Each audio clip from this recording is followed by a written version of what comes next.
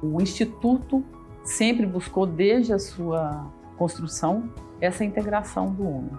E é muito interessante porque foi fundado o DAE, que é o Departamento de Assistência Espiritual, exatamente para auxiliar nessa obra, nesse trabalho. Nós sabemos que a sociedade está muito adoecida, né? E o trabalho intenso que o DAE faz junto ao Instituto, sempre em parceria, é o trabalho de ajudar o nosso paciente a entender como reduzir esse adoecimento. Para o paciente é muito importante, porque é uma coisa que a pessoa precisa, é um diferencial que esse hospital tem.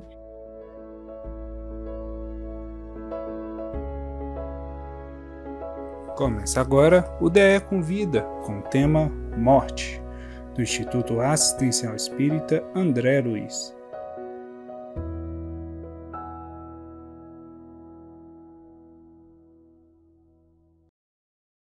Boa noite para todos.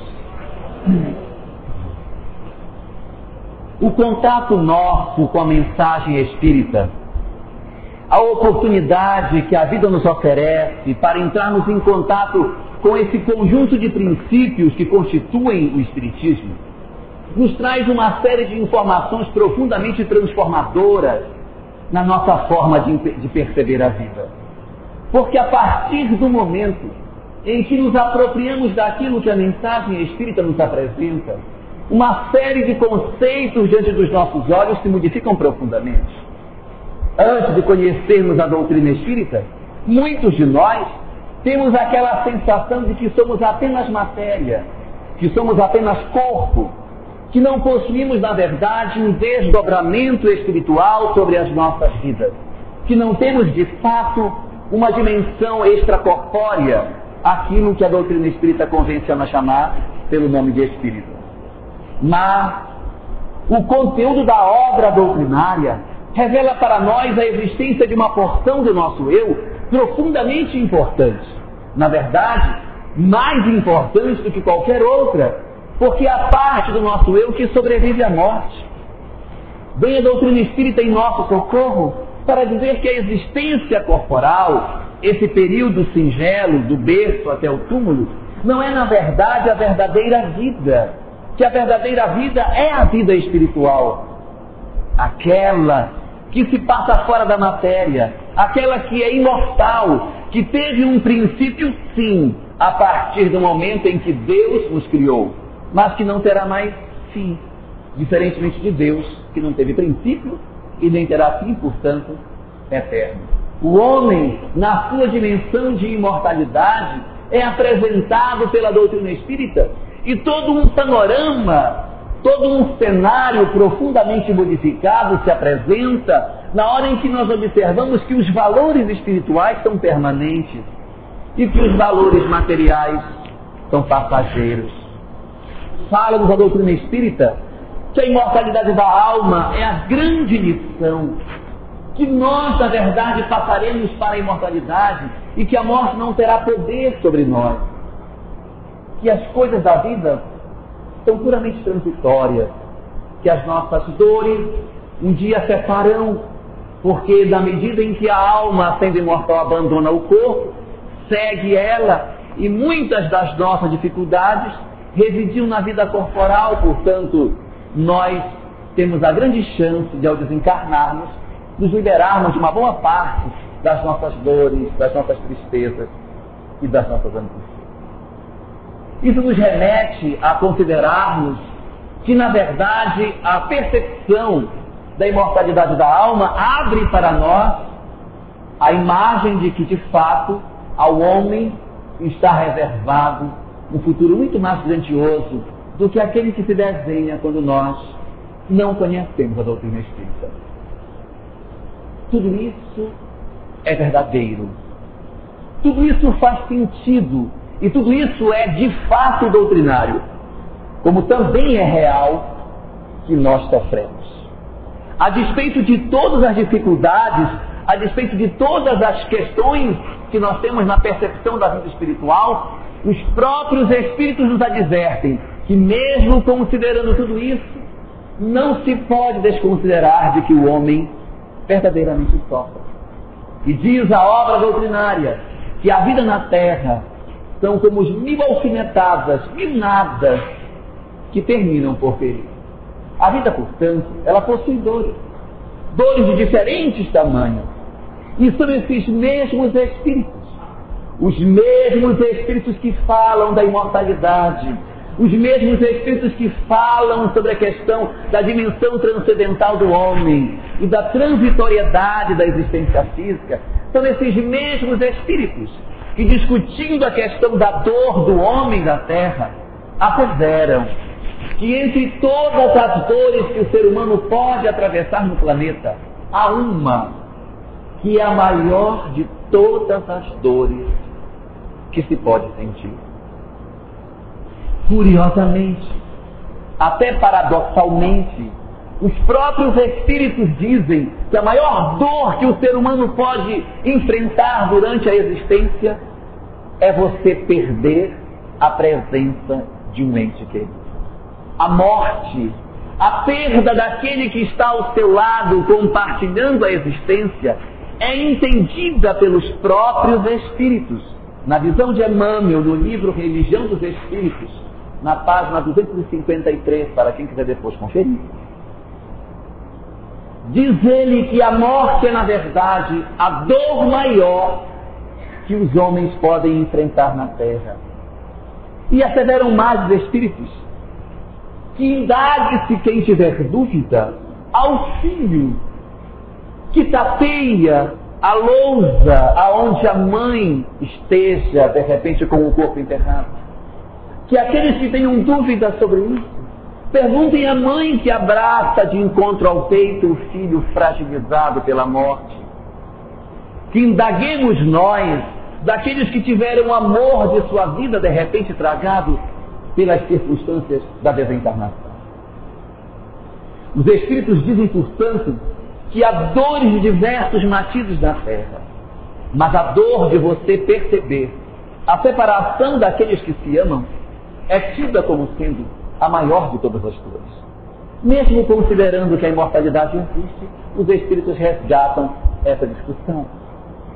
E dizem que, na verdade, muitas vezes, em função da circunstância do desencarne e da dor que nos é provocada por esse processo, que nós caímos numa trama em função dessa experiência da desencarnação, que é a trama do desespero, aonde nós nos angustiamos demais e caímos num processo de inaceitação da perda do ente querido. Quando nós enveredamos por esse caminho, quando nós, ao perdermos o ente querido e experimentarmos aquilo que os Espíritos chamam como sendo a pior dor, e fazemos uma opção para seguir pelo caminho do desespero, nesse momento, nós entramos por uma viela da vida que não seria a mais aconselhável. Não que o Espiritismo queira dizer que nós tenhamos que ser insensíveis, que nós tenhamos que ser frios diante da morte. Absolutamente. Nós precisamos perceber que a morte, apesar de ela ter uma incapacidade de separar os amores, ela não consegue fazer isso, ela tem aquele traço de tirar aquela presença física da pessoa que você não consegue abraçar ao seu lado. Então há, na verdade, durante pelo menos um período, a sensação de distanciamento das pessoas. E isso justifica que muitas vezes a gente chore, sinta saudade.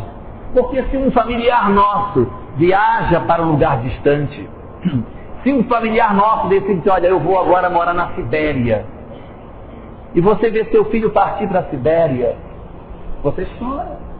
Quando você recebe carta dele, você chora. Quando você telefona, você chora. Se o filho vai para Uberaba, a gente chora. Quem dirá ele indo para a Sibéria? Então nós temos o direito de chorar, de sentir saudade, de sentirmos aquela sensação de que o outro poderia estar perto de mim que não está. E dizer, oh meu Deus, por que tenho esta sina de viver longe das pessoas a quem amo? Por que me deste essa situação de não poder viver sempre com as pessoas da minha predileção? Isso é uma coisa. Outra coisa é quando nós nos consagramos à revolta, ao desespero, à inconformação, à inaceitação absoluta da realidade daquilo que aconteceu. E aí, vários fenômenos começam a acontecer nessa dinâmica, aonde o Espiritismo comparece, nos trazendo observações bastante pertinentes nesse sentido. Por exemplo, há muitas pessoas que, quando percebem a perda do ente querido, passam por uma decepção tão grande com o rompimento da vinculação, que verdadeiramente não é fácil.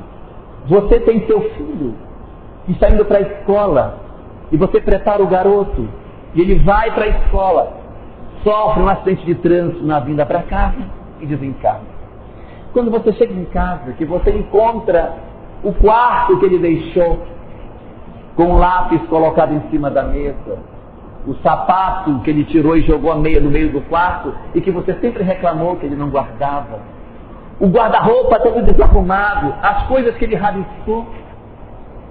Aonde encontramos a coragem para retirar a meia do meio do quarto, para arrumar aquilo que ele deixou desarrumado? E muitos de nós, muitas vezes, temos uma tendência de deixar as coisas como estavam.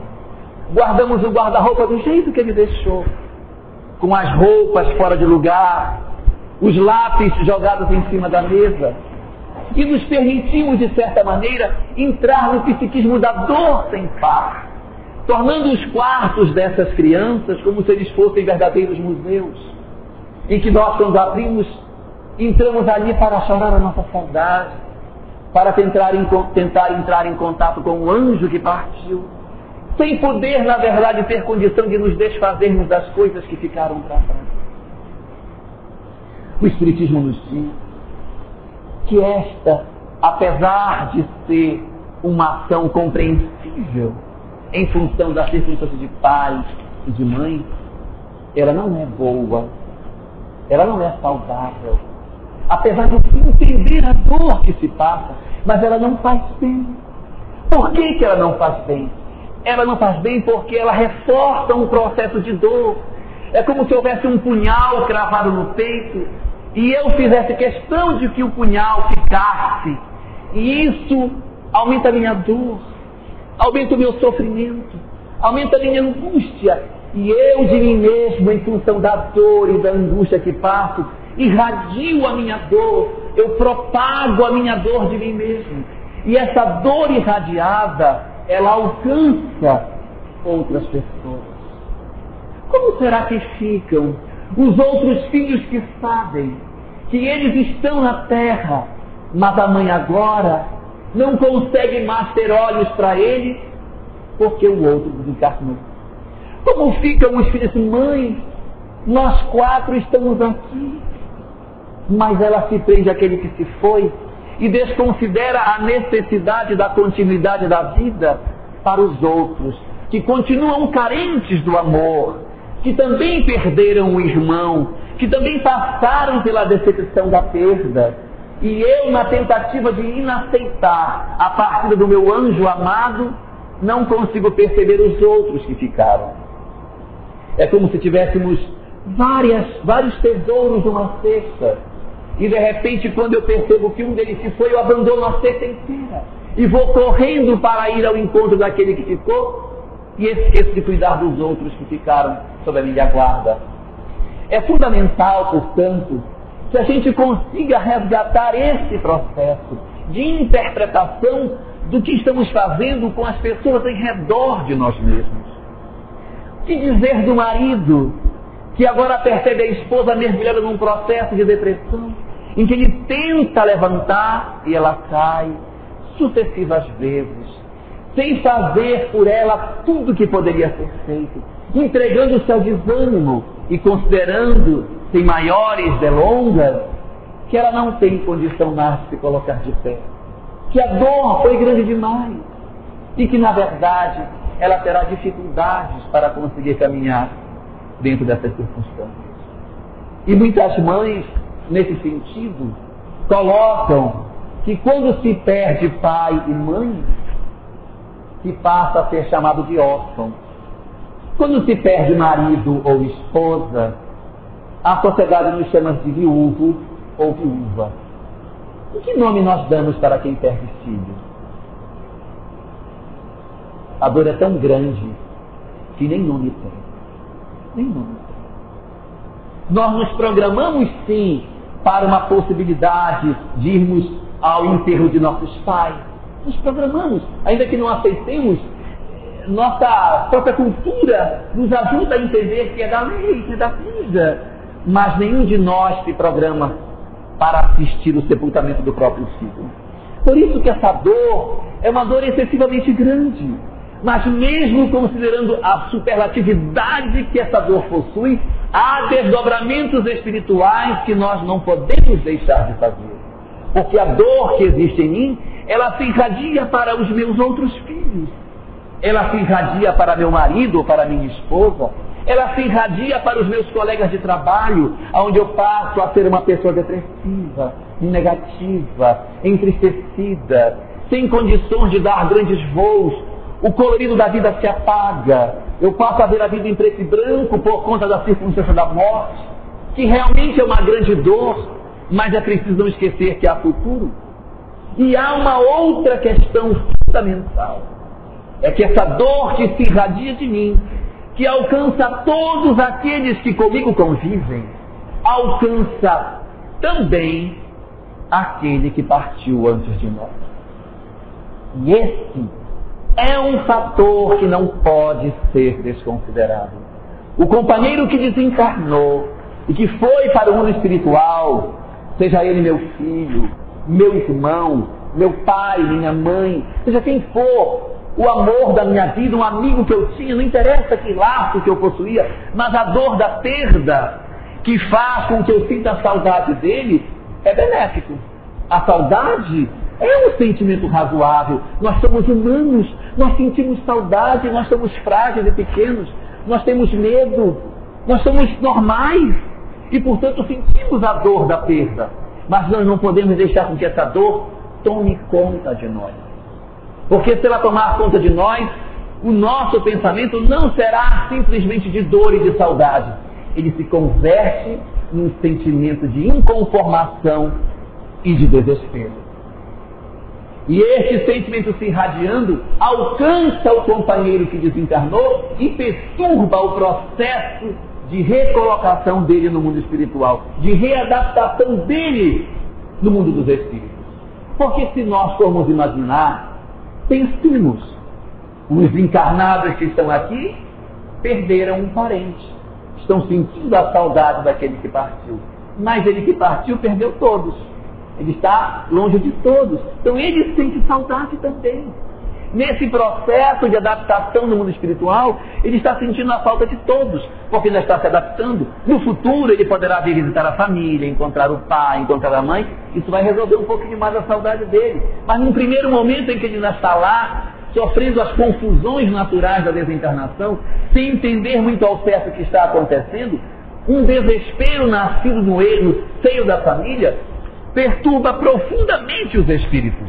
E Emmanuel, nesse sentido, nos conta que é como se as nossas lágrimas se convertessem em lágrimas ácidas, que pingassem sobre os corações daqueles a quem amamos. Então as nossas lágrimas de desespero, elas acabam alcançando essa instância e atrapalhando o processo de adaptação daquela pessoa que nós amamos. Quer dizer, o nosso próprio amor acaba atrapalhando as pessoas a quem amamos. E como é que a gente vai saber quando o nosso choro é de saudade e quando o nosso choro alcança as raias do desespero? Alcança o desespero quando nós temos um choro marcado pela inconformação. Quando dizemos, por que eu?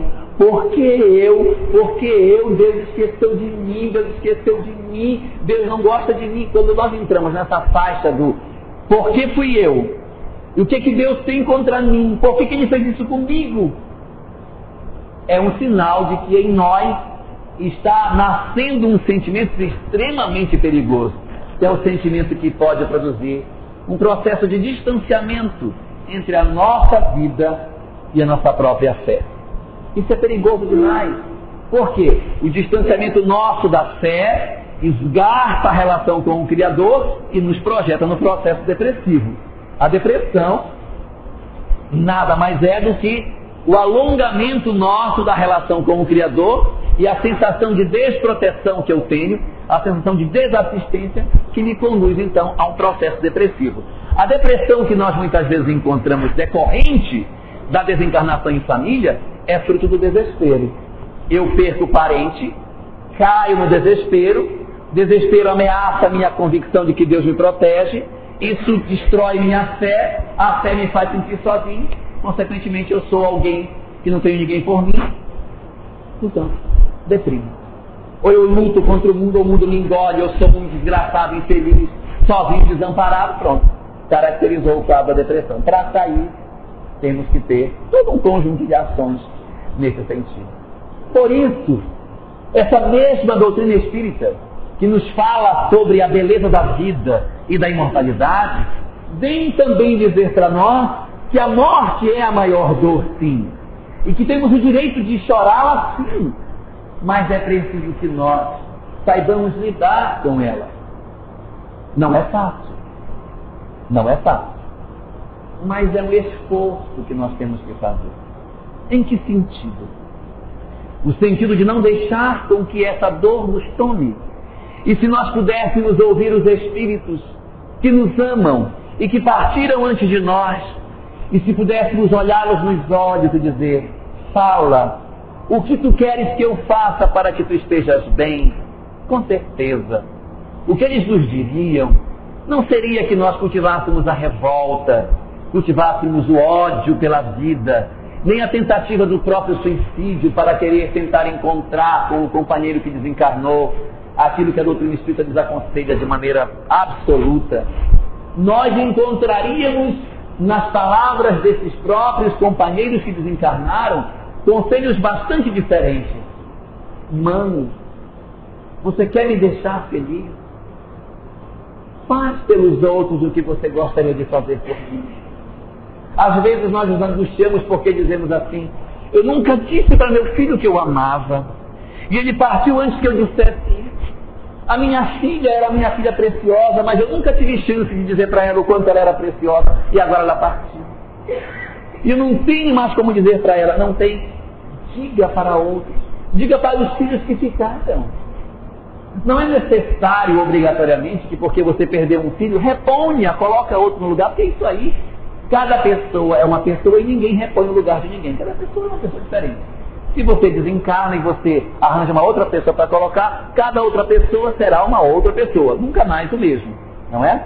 E aí que dizer assim: não, adote o outro. Se quiser adotar, adote por convicção sua, mas não que isso seja o elemento para repor a saudade, mas certamente que ela nos sirva de reflexão para que a gente não adie mais o nosso processo de amor ao semelhante. Porque de repente você tem 4 filhos, um filho desencarna e você não disse a ele que o amava, e entra em angústia e desespero porque o filho partiu sem que dissesse que o amava, mas os outros 3 você continua sem dizer que ama. E é verdadeiro que a gente queria dizer, então agora diga. Saiba que a morte pode realmente levar uma pessoa a qualquer esquina. E resgate as relações que possam estar se distanciando. Aproveitemos a oportunidade para dizer que amamos as pessoas a quem amamos. Que nos aproximemos dela, que valorizemos o que elas têm de positivo. Porque muitas vezes a gente só fala reclamando. Encosta no filho e reclama. Encosta no outro e reclama. Só quando a gente perde, que a gente diz: meu filho, você era tão precioso para sua mãe, mas agora. Então, se a circunstância aconteceu, valorizemos, cuidemos disso, vamos atrás do companheiro e reforcemos neles a convicção de que eles são amados. Não só os filhos, mas marido, irmãos, pai, mãe, as pessoas em quem nós temos afeto. Não adiemos esse processo. Porque pode ser que a morte venha e ao invés de levá-los, leva a nós. E nós ficamos lá: mas eu não disse que eu amava. Mas teve tempo, não disse. Nós vivemos com as pessoas e não valorizamos o quanto elas são importantes para nós. Não dizemos isso. Queremos que as pessoas descubram isso sem que nós digamos isso para elas. Segundo a doutrina espírita, essa dinâmica pode ser um instrumento para isso. Evidentemente, não estou querendo dizer que desencarne alguém para que a gente aprenda a amar os outros, mas que a gente aprenda com essas lições, que a gente reflita sobre esses processos todos para descobrir a chave que pode nos aproximar das pessoas que estão em nosso redor. Que a gente cuide desse mecanismo sem angústias muito grandes, mas que a gente trabalhe a nossa vida percebendo tudo isso. Entre os conselhos que esses que desencarnaram poderiam nos deixar, um poderia ser esse: o de nós cuidarmos daqueles que ficaram. Mãe, você quer? Cuida dos outros, cuida das pessoas. E existem tantas pessoas extraordinárias que, quando perdem um filho vítima do câncer, se filiam a processos, a entidades que defendem o câncer, passam a visitar hospitais para levar consolo às crianças, se filiam a certas bandeiras sociais, que isso é muito bonito, isso é muito bom. São formas de nós compensarmos as coisas. Outros que de repente tiveram dificuldade com seus filhos no campo da droga, desencarnou por uma overdose, aí a pessoa vai se dedicar à questão da droga para evitar que os filhos de outras pessoas se comprometam. É uma maneira proativa de nós nos retirarmos desse processo de dor. E há também, entre todas essas estratégias, há uma que também é importante que a gente faça. Difícil demais, mas que precisa ser feita. Que é não cultuar a memória do outro com os objetos que ele deixou. Gente, como isso dói. Como isso é doído. Como é ruim você entrar em casa e começar a juntar as coisas e separar aquilo que você vai doar e aquilo que você vai guardar, porque aquilo ali é uma pecinha que você quer que fique. Mas você dá as roupinhas, você dá isso, você dá aquilo, escolher os objetos que você vai doar, para que você não fique preso a essa memória que sabe-se que é nociva a todos nós. E discutir as coisas, as fotos, guardar as fotos, saber que aquele momento ali, para resgatar de novo só quando a desencarnação vier. Então são vários fenômenos que são dolorosos, mas que precisam ser feitos. Senão nós adoecemos por dentro e não percebemos. Criamos uma imagem extraordinária daquela pessoa e cultuamos a memória dela além daquilo que deveria, atrapalhando o crescimento dela no mundo espiritual, atrapalhando a nós mesmos e diminuindo a credibilidade do nosso amor em todos aqueles que estão em nosso redor. Nós, na verdade, a nossa sociedade, ela tem uma vinculação muito forte com a questão da morte. Nós estamos muito fixados, nós estamos assim muito apaixonados pelo drama que a morte significa. Isso é tão forte no ideário nosso, na nossa construção ideológica, que se nós formos observar, a mensagem do Cristo é uma mensagem extraordinária. Jesus passou 3 anos, segundo se crê, na sua vida pública, pregando, ensinando em templos, nos barcos, nos montes, nas praças, em vários lugares, multiplicando pães, curando pessoas, exercendo uma série de atividades na sociedade humana. Mas quando nós queremos lembrar do Cristo, a imagem que nós tracemos dele é a do Cristo crucificado. A imagem da morte é a que mais apresenta como se ele tivesse apenas morrido. Como se a história dele estivesse sintetizada na crucificação. Mas a crucificação não é o ponto alto da mensagem do Cristo. O ponto alto dele é a mensagem. E é difícil você chegar no local e encontrar Jesus de braços abertos pregando. Você enxerga sempre ele pregado e nunca pregando. Não é? Por quê? Por causa dessa nossa tendência danada de estarmos vinculados fortemente à questão da morte, da dor, do sofrimento, da cruz, da lágrima. E isso nos remete a cultivar esse sentimento negativo. Nós temos que aprender a transcender esse processo, levando saudades da verdade, considerando a dor que existe em cima de tudo isso, indiscutivelmente, mas conseguindo caminhar, conseguindo perceber que há um amanhã para isso. É muito comum quando as pessoas consideram a questão do Evangelho, admitirem que o Evangelho, na verdade, é a história de um homem que pregou e que morreu na cruz. E nenhum dos 4 evangelhos, termina na crucificação. Nem desse. A história final do Evangelho não é a crucificação. Há um segmento na história que a gente poucas vezes se recorda. Mas a humanidade está fixada na imagem forte daquela sexta-feira estranha, 3 horas da tarde, aquele calor insuportável, num monte cheio de pedras, árido, seco, sem nada, e aquele homem agonizando numa cruz, cercado de pessoas, parece ser a imagem final do Evangelho. Mas absolutamente não é. Os Evangelhos todos terminam numa outra imagem completamente diferente.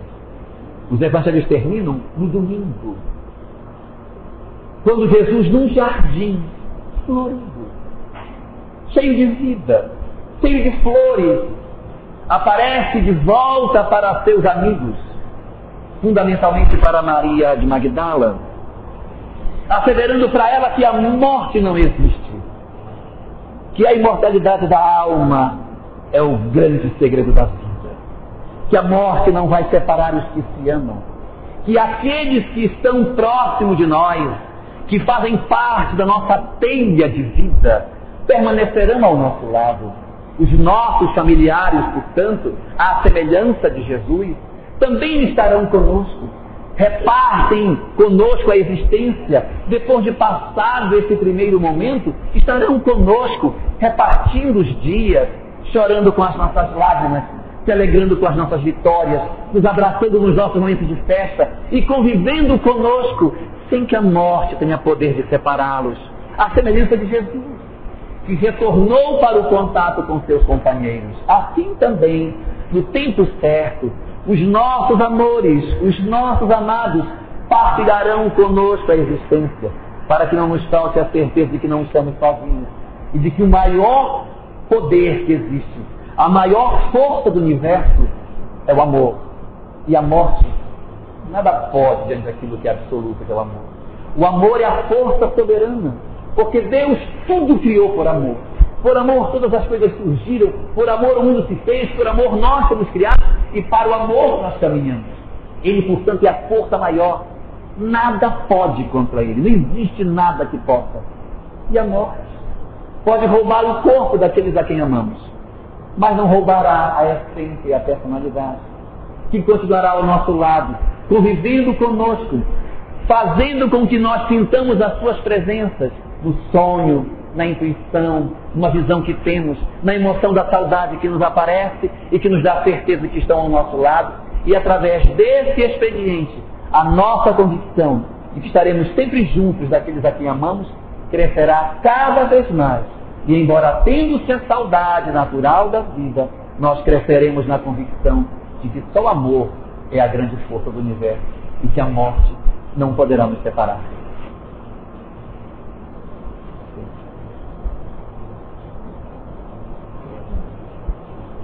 Eu vou contar uma historinha para vocês.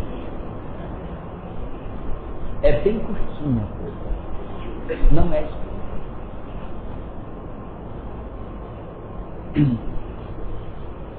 O rabino Jochebed, ele fez uma viagem e deixou a mulher sozinha com a família. E quando ele chegou de viagem, encontrou a mulher na sala chorando. Quando ele entrou, perguntou: mas por que você chora? O que aconteceu? A mulher disse para o marido o seguinte: ah, meu bem, você não imagina. Há muitos anos atrás, alguém deixou comigo 2 pérolas preciosas para que eu cuidasse delas. E eu guardei essas pérolas. E ontem, o dono das pérolas bateu na porta e veio buscá-las. E eu disse para ele que não iria devolver. E eu não tenho coragem de devolver as pérolas ao dono. O marido, extremamente honesto, disse: mas como? As pérolas não são nossas. As pérolas são dele. Se são dele, não podemos ficar, nós temos que devolver. Ela disse, mas eu não consigo devolver. Então me mostre onde estão essas pérolas, que eu mesmo vou ajudar a embalá-las para entregar ao teu verdadeiro dono. A mulher então se levantou, juntou as lágrimas dos olhos, se dirigiu ao quarto dos filhos e, abrindo o cortinado do leito dos filhos, disse, aí estão as 2 pérolas, meu filho. Desencarnaram quando você viajou. Não tenho coragem de devolver ao verdadeiro dono. Termina agora o DE Convida, com o tema Morte, do Instituto Assistencial Espírita André Luiz. Obrigado a todos e até a próxima.